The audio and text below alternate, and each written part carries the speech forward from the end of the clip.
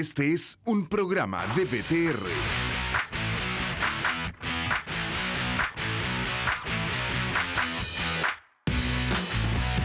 Estamos en tu ciudad.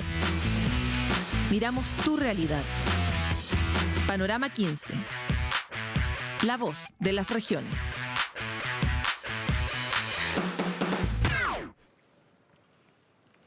Bienvenidos otra vez a una conversación de esas en que podemos tener un poco de tiempo y calmar, bajar un poco las revoluciones de este frenético Congreso Futuro para poder profundizar en ciertos temas que surgen a propósito de las charlas y también los comentarios que las personas hacen a través de las redes sociales y que despiertan, nacen de esa curiosidad que tenemos los humanos. Estoy hoy día con Claudio Naranjo. Él es psiquiatra, es uno de los chilenos más fantásticos que yo al menos conozco.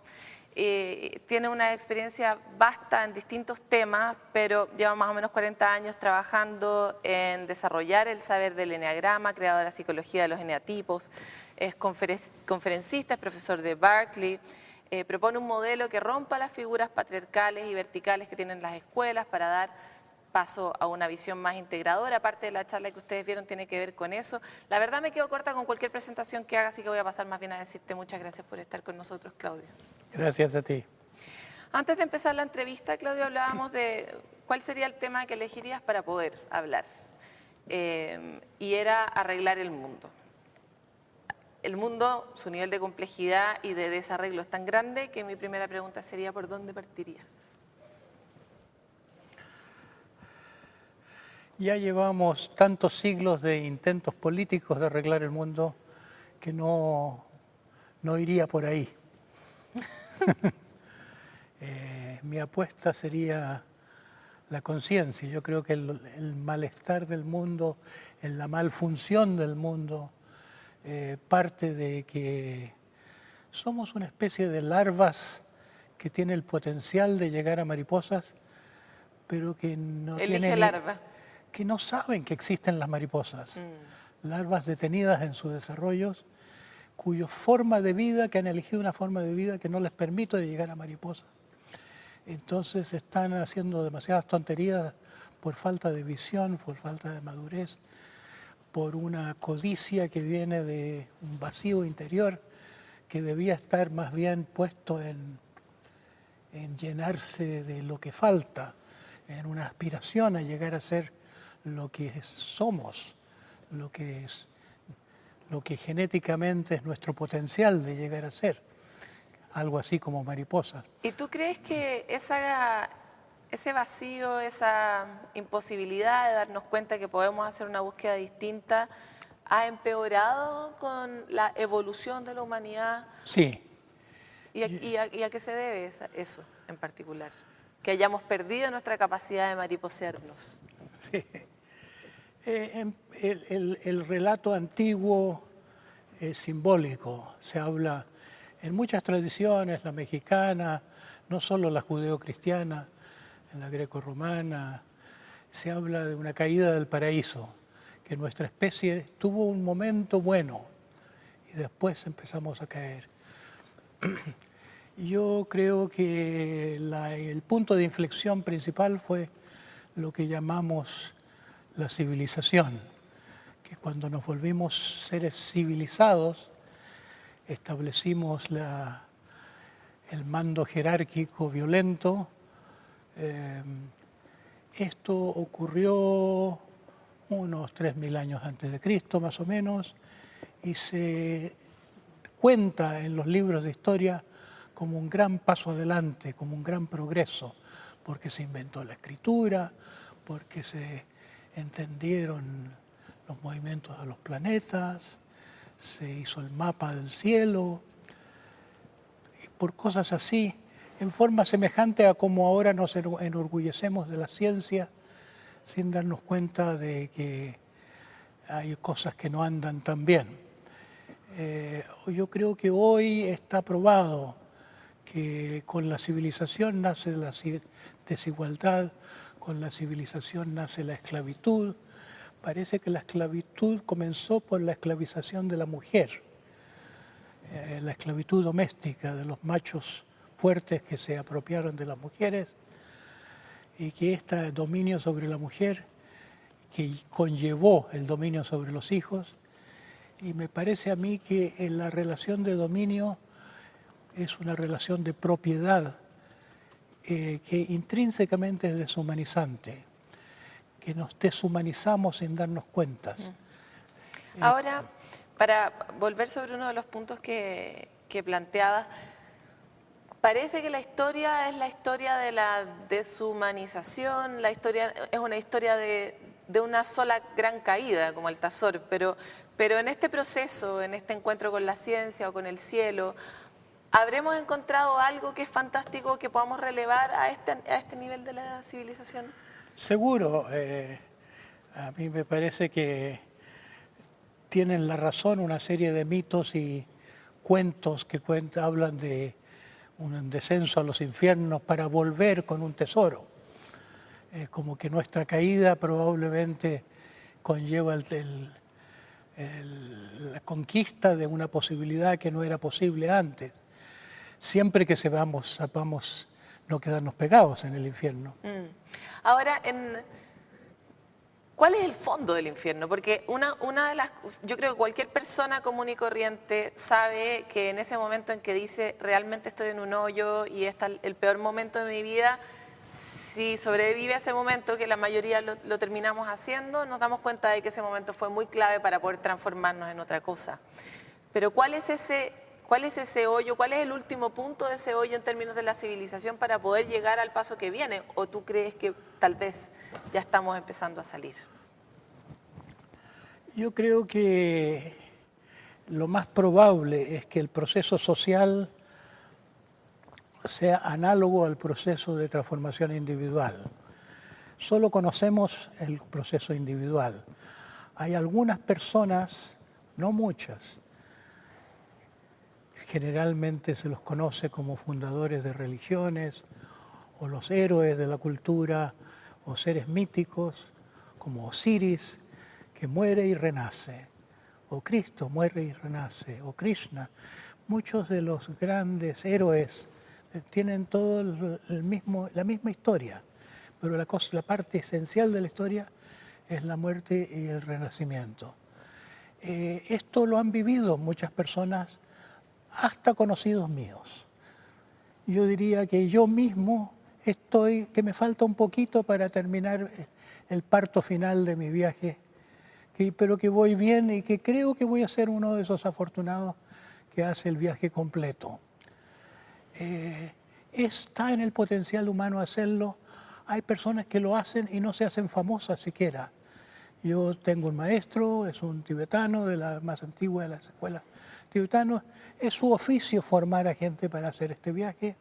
Él me avisó cuando yo hace 10 años entré en lo que se llama la fase de fruición del camino, en que se empieza a dar frutos internamente y exteriormente, en el camino de la madurez, pero sé que me falta mucho para volver a llegar a la iluminación original, lo que fue mi entrada en el viaje, que fue como el monte Sinaí de mi vida, el momento más alto, el momento que como muchos chamanes me ha tocado y le toca a cualquiera que haga este viaje, que es arquetípico, de que es uno, un ascenso al cielo antes de vivir la noche oscura del alma, o como quiera que se llame, ese periodo de un desierto largo, que es como la incubación de esa semilla divina recibida.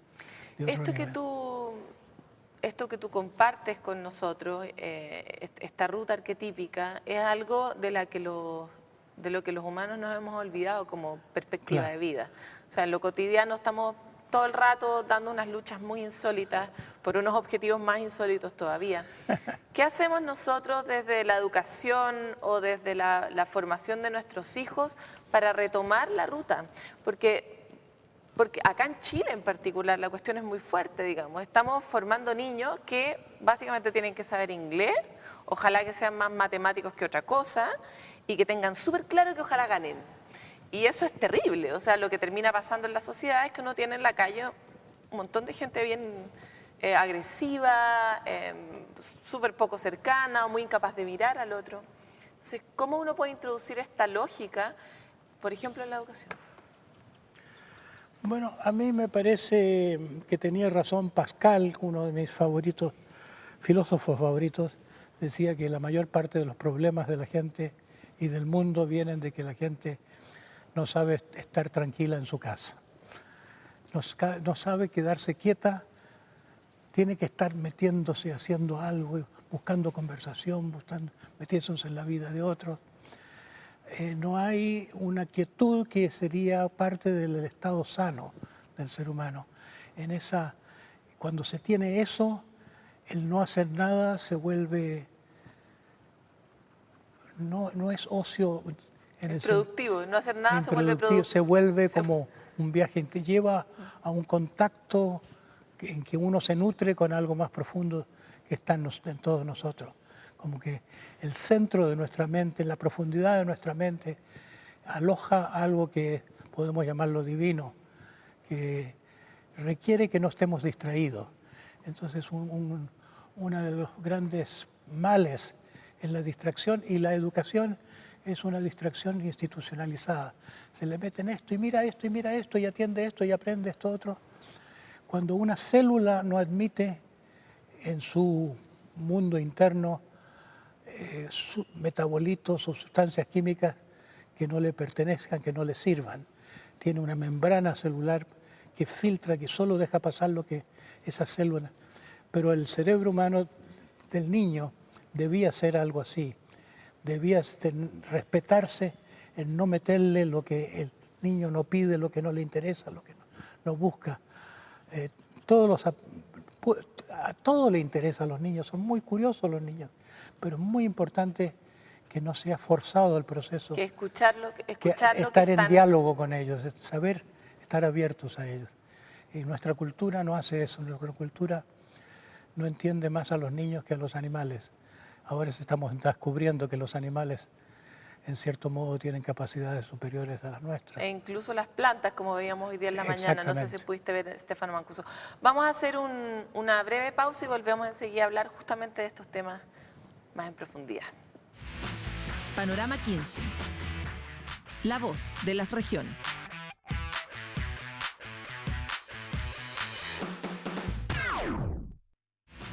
Panorama 15.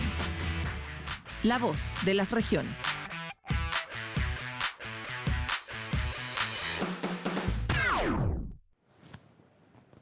Volvemos en esta conversación con Claudio Naranjo y queremos tomar un punto que para nosotros los chilenos es un punto clave, pues se ha discutido mucho sobre cómo se financia la educación, pero muy poco sobre qué educación realmente vamos a tener, y tenemos sobre todo un gran pánico a no ser capaces de tener un sistema educativo, a diseñar ese sistema educativo, y hay resistencias de todas partes, ¿verdad? Resistencias institucionales, desde los mismos profesores, y desde los padres nosotros también tenemos resistencia. Para nosotros todo esto no nos lo enseñaron, entonces tenemos como que refundar el planeta. En ese sentido, existen estas experiencias como por ejemplo la de Bután, donde se plantea como parte del currículum este espacio para estar en paz, como es la meditación. ¿Tú serías partidario de imponer la meditación en el sistema educativo? Yo creo que es delicado imponer nada. Lo digo justamente porque es divertido. A veces las soluciones terminan siendo igual de arbitrarias, que a pesar de que estén constituidas de otra cosa. El contexto autoritario es un problema fundamental. Entonces, las cosas aún mejores cambian de signo, se echan a perder si están respaldadas por una voluntad autoritaria. Si el niño tiene que... ¿Y cómo hacemos para que mediten los niños? Se los invita, se le abren puertas y se les dice, ¿quieres probar esto? Todo depende de la forma. Recién conversábamos sobre que los niños igual acceden a especies de meditaciones. Claro, no sé, mejor no llamarlo meditación, sino que ahora no vamos a hacer nada, ahora vamos a descansar, ahora vamos a dejar que nuestra mente vaya donde ella quiere. Ahora vamos a sentir lo que estamos sintiendo. Ahora vamos a tratar de sentir no solo nuestro propio sentir, sino que el sentir de las personas que están cerca de nosotros en esta clase. Meditar es tantas cosas.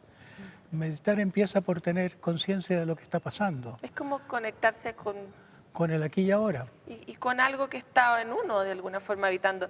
A veces yo hago un juego con mi hijo que es que le digo, armemos un cuento. Entonces le digo, cada vez que yo me quede callada tú pones una palabra Sí. o una idea. Claro, Entonces le digo, había una vez y lo que sale de ahí, o sea, ni que hubiera tomado hongos, ¿verdad? Porque las cosas que dicen los niños sí. están en un nivel de imaginería, interplanetario y completamente fuera de lo que hay disponible en el mundo, ¿verdad? Entonces, uno no está acostumbrado a hacer esas cosas, a dejar espacios en blanco. Parte de tu charla partía con la declaración de que la educación, como la vemos hoy, es un crimen. ¿Por qué crees que es un crimen? Porque no solo no ayuda al desarrollo humano que tanto necesitamos, sino que lo impide, compite con el desarrollo humano. Si hay una obligación de aprender muchas cosas para pasar exámenes, ¿cómo puede uno dejarse ser lo que uno es, sentir la corriente interna evolutiva del propio ser? ¿Cómo puede uno desarrollarse como persona espontánea? Y sin espontaneidad no hay creatividad. Mueren neuronas en los niños de año en año y se vuelven menos creativos por la crianza que les damos, porque no hay suficiente respeto por la necesidad de moverse de los niños, por el juego de los niños, como que son cosas de niños y queremos que sean ya adultos lo más pronto posible. Falta ya que les hagan exámenes de admisión para entrar a kindergarten. Lo hacen. En Chile tenemos ese privilegio. Se está secundarizando la primaria. Nosotros, ¿es la creatividad el ingrediente para arreglar el mundo, Claudia? No, la creatividad es el signo de una condición de plenitud, de autorrealización, de desarrollo armónico. Yo creo que el problema del mundo es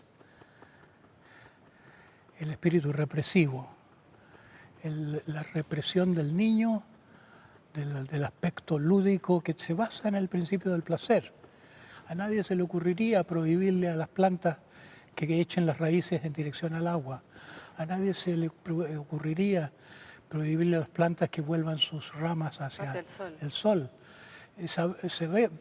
Sabemos que los tropismos de las plantas obedecen a una inteligencia natural, orgánica. El instinto en los animales, la biología lo entiende así también. Es una sabiduría organísmica, podemos decir. ¿Y la Pero en el hombre, no tiene que hacer lo que desea, lo que quiere. Aprendemos mucho a decir que no. Tiene Ahora, que aprender al deber. la represión, ¿dónde tiene su casa? ¿La casa de la represión es el miedo?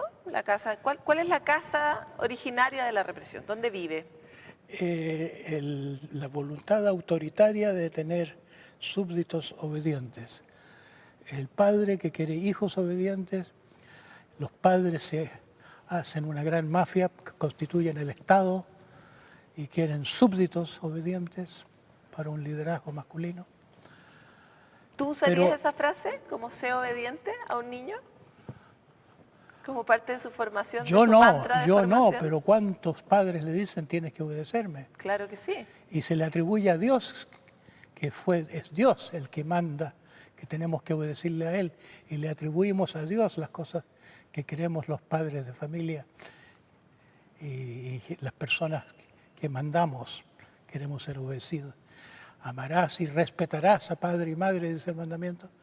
Originalmente el amor a los padres es natural, pero cuando falla ese amor porque hay problemas, porque hay agresión, porque hay resentimiento, porque el niño no se siente visto, Se convierte en un deber. entonces hay que respetar al padre. El mandamiento se traduce generalmente como respetar a padre y madre. ¿Qué podríamos hacer? Esta conversación tiene muchas escalas de profundidad, pero resulta que da la impresión que si uno tuviera esta conversación con un chileno sometido sistemáticamente por distintas escalas de formas, poderes, etcétera, y le dice, oye, podrías buscar arquetípicamente tu forma de transformarte, etcétera, te va a mirar con cara de, ¿en qué sentido? ¿Qué podemos hacer masivamente para promover un abrir de conciencia, un despertar? El individuo solo no puede llegar muy lejos. Es como aprender un idioma o aprender a tocar la guitarra. Es muy difícil sin ayuda. Si uno tiene un amigo que toca la guitarra, ahí uno le enseña al otro. Si uno quiere tocar violín, más difícil, ya producir un sonido bello en un violín necesita mucha más disciplina. Generalmente se necesita un experto, un maestro. En cosas del espíritu, más. Entonces siempre ha habido maestros de vida, maestros de sabiduría, en las distintas tradiciones espirituales, en las escuelas del yoga, en las escuelas del Vedanta, el budismo. En el mundo mapuche, los kimche, de hecho, Sí. los lifche, que además... Todas las culturas antiguas tienen chamanes, pero hoy en día ya nadie cree en maestros porque creemos en una democracia que se ha hecho problemática. ¿Y por qué nos hemos vuelto descreídos? Porque ya no creemos que haya nada a lo que se pueda llegar o que se deba aspirar. Invalidamos el mismo espíritu de búsqueda sin el cual no se llega a ninguna parte. Pero hay intrínsecamente en nosotros algo así que es como una sed metafísica, una sed de ser algo que intuimos que está en nuestro potencial, digamos. Es como si una semilla que no... Si le preguntas a la semilla qué quiere ser cuando grande, no te sabe decir qué, pero sabe día a día dar el pasito que le toca, emitir un brote o hacer el desarrollo que le corresponde. Entonces, ese impulso de búsqueda es una búsqueda sabia en nosotros, pero esa búsqueda sucumbe si se nos domestica, si se nos mata los deseos, si se nos inculca un deber de no obedecerle a esta corriente básica de la vida que es lo que te da la gana. Es como si que se produjo en algún momento histórico una escisión entre obedecerle a Dios, según lo que interpretan los sacerdotes, o obedecerse a sí mismo. Si tú pudieras, hablando de ese momento en que en tu vida empezaste a dar frutos, si tú pudieras elegir un par de frutos que te parecen relevantes destacar para nosotros, ¿cuáles elegirías como este fruto me gustaría compartirlo con ustedes? Bueno, por frutos yo no quiero decir ideas. Las ideas podrían considerarse frutos, pero principalmente yo he introducido muchas cosas en el mundo.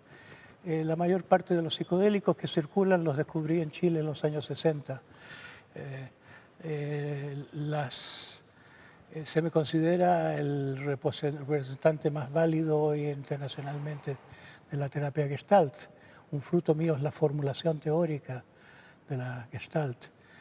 Otro fruto es lo que se llama el proceso Fischer-Hoffmann o proceso de reparentalización, que tiene que ver con una redigestión de la rabia contra los padres, con el proceso de perdonar a los padres para poder amarse a uno mismo. Muchas cosas he introducido, pero están todas finalmente engranadas en este programa que llamo el programa SAT, que originalmente fue algo que compartí con mis amigos, que yo empecé a enseñar en el jardín de mi madre por el deseo de mi madre de aprender de mí. Cuando vio que yo había llegado a algo muy radiante, que quiso ella seguir mis pasos. Y que formé mi primer grupo para poder tenerla a ella entre otra gente, porque no podía con mi madre desde, Solo. claro, desde una posición de tanto tiempo de ser yo el que obedece y ella la que sabe lo que es correcto. Tuve que ser duro con mi madre, como con cualquier paciente. La terapia gestáltica, que es una de las cosas que uno de los ingredientes de lo que hago, es una terapia muy confrontativa, es como romperle el ego a la gente. Yo he sido un demoledor de egos, he sido algo así como un pecadólogo, un conocedor de los pecados, no en teoría, sino que cómo se da la dinámica en las personas, cómo cae uno en cosas que no son verdaderamente realizarse a uno mismo, sino que darle la propia sangre a un parásito mental. ¿Cuál es el más grande de los pecados en tu escala de pecados? En el mundo yo creo que la búsqueda del poder y del dinero es lo que está haciendo más daño, está creando la pobreza. Tal vez eso, lo que en inglés llaman greed, como sería en castellano, la, Avaricia, no avaricia tan con codicia. el sentido común de la palabra, como la codicia, la insaciabilidad. Dame, dame, dame. En lugar de buscar la persona el bien que está dentro de uno mismo, busca los bienes. Se concretiza, se materializa la búsqueda, y se transforma el ser en un tener. ¿Y cuál es el rol del colectivo? Porque está esta cuestión, están las búsquedas personales y está esta posibilidad que tuvimos muchos los humanos en nuestros orígenes de compartirnos con otros y de estar atentos de la necesidad del otro para entendernos como un sistema más complejo e interconectado. ¿Cuál es el rol del colectivo en esta ruta arquetípica de la transformación? Además del rol del maestro, ¿verdad? Sí. Yo creo que debíamos interesarnos mucho en la evolución de la cultura. Tenemos una cultura muy pobre y convencional, una cultura que sabe poco de la búsqueda, no sabe nada de lo que es el ser humano. No se sabe lo que son los seres humanos programados en la forma como se los programa en la crianza y en la educación, seres condicionados. El mundo está regido por gente que llevada por sus bajas pasiones, porque fue castrada, porque se le quitó su ser, se le rompió su ser en el proceso de crecer en un mundo represivo. Entonces, ¿qué tendría que la colectividad, cómo podría ayudar? Yo ando pregonando esto de que arreglar el mundo es cambiar la conciencia de la gente masivamente y que solo la educación, ni las viejas religiones podrían ya cumplir con eso, ni las nuevas terapias. Solo el cambio de la educación promete eso, podríamos, no con la educación que tenemos, pero Una podemos educación no castradora. lo contrario, una educación liberadora, una educación para el desarrollo humano. Pero habría muchos inconvenientes, partiendo por la comunidad. Por ejemplo, hubo una famosa escuela de O'Neill, el Summerhill en Inglaterra, que se propuso educar para la libertad y el amor, y había una asamblea de profesores y alumnos todos los días, porque se educaba también para el sentido de comunidad, para la toma de decisiones en conjunto, y funcionó muy bien, y hay muchos estudios retrospectivos de las vidas felices de la gente que pasó por ahí, pero siempre las autoridades les pusieron problemas y siempre estaba pendiente esta duda, ¿no será que son demasiado permisivos? Entonces, si uno quiere instaurar una educación del tipo que necesitamos, una educación más permisiva, se van a alarmar los padres mientras no haya un programa cultural que infunda un poco de espíritu dionisíaco, un espíritu de libertad. Eso lo hace el arte en cierta medida. Los mejores artistas son personas que han despertado, pero se necesitaría una campaña también inteligente, así como coordinado con la reforma de la educación. Claudio, muchas gracias por conversar con nosotros. De verdad es un privilegio haberte tenido también en el marco del Congreso del Futuro. Muchos años lo que hicimos antes, así que estamos muy contentos de haberte tenido aquí. Alegre yo también por la oportunidad de explayarme más y llegar a la gente. Nos querríamos explayar más todavía, pero estos programas duran una cantidad de tiempo, así que quedamos agradecidos con lo que hemos tenido y nos vemos pronto en otra de las entrevistas. VTR presentó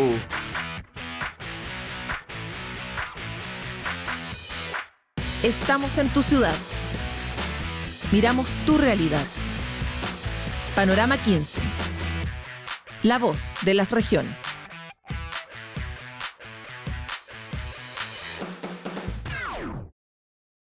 Esta fue una presentación de VTR.